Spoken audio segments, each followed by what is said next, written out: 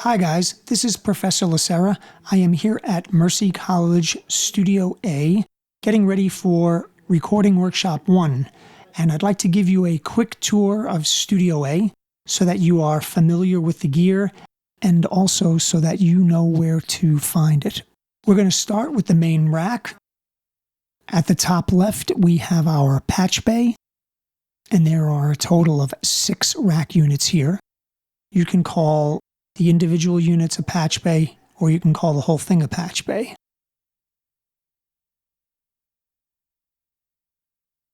Directly below the patch bay, we have a 16-channel Fulcrum analog summing mixer. We have a Digitech RDS 4000 digital delay, an Alesis 3630 compressor, a Drawmer DS404 4-channel gate, an SPL Transient Designer, also 4 channels, a BBE Sonic Maximizer, that is stereo. We have a Korg tuner, so you can make sure your guitars are in tune. We have a Denon DVD player, in case you need to play a DVD or a CD.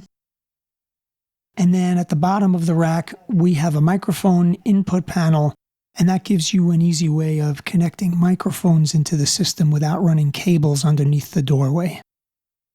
If we go to the center section of the rack, at the top we have a pair of Universal Audio 1176 compressor limiters.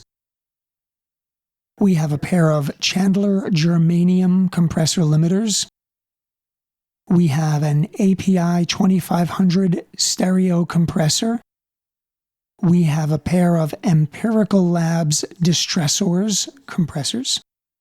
We have a Universal Audio LA2A compressor limiter. We have an A Designs Hammer 2 2-channel parametric EQ. We have a Grace Designs M201 stereo mic preamp, a Bricasti M7 digital reverb. We have a 4-channel cloud lifter, which is a preamp for ribbon microphones.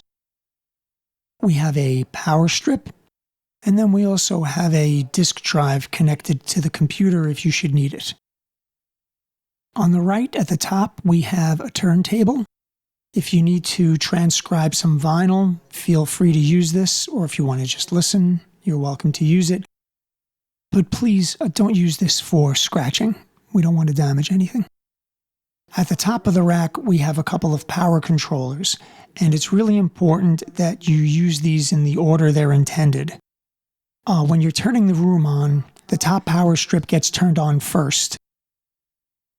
Then you're going to turn on the computer. The power switch for the computer is behind the lower left panel.